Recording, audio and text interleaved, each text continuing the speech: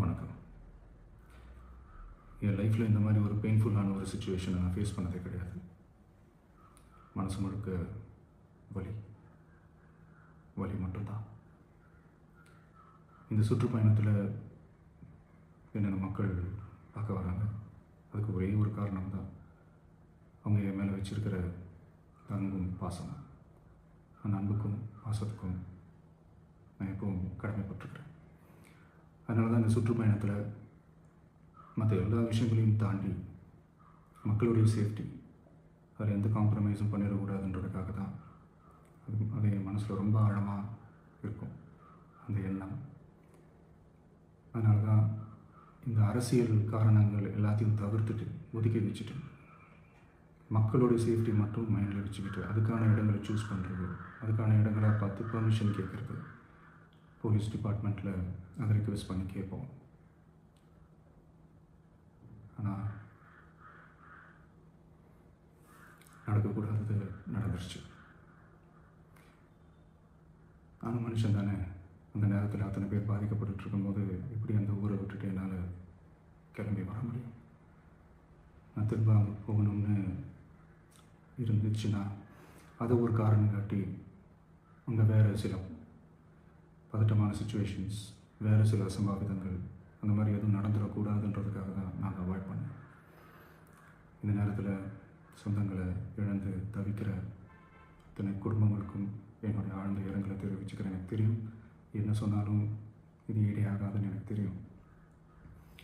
ஹாஸ்பிட்டலில் ட்ரீட் பண்ணிகிட்ருக்கிற எல்லாருமே சீக்கிரமாக க்யூர் ஆகி வரணுன்றது இந்த நேரத்தில் நான் வேண்டிக்கிறேன்.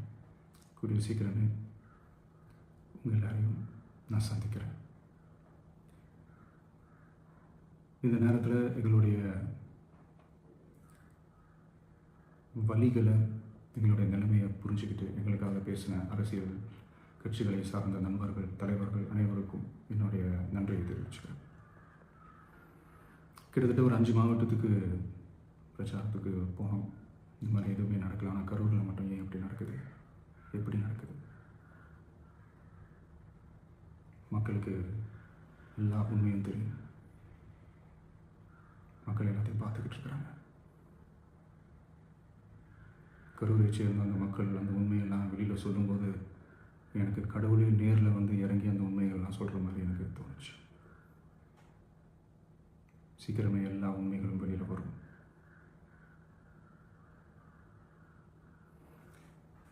எங்களுக்கு தரப்பட்ட இடத்துல நாங்கள் போய் அந்த அந்த ஸ்பாட்டில் நின்று நாங்கள் பேசிட்டு வந்தோம். அதை தாண்டி எந்த தவறும் எங்கள் சைடில் நாங்கள் எதுவும் செய்யலை.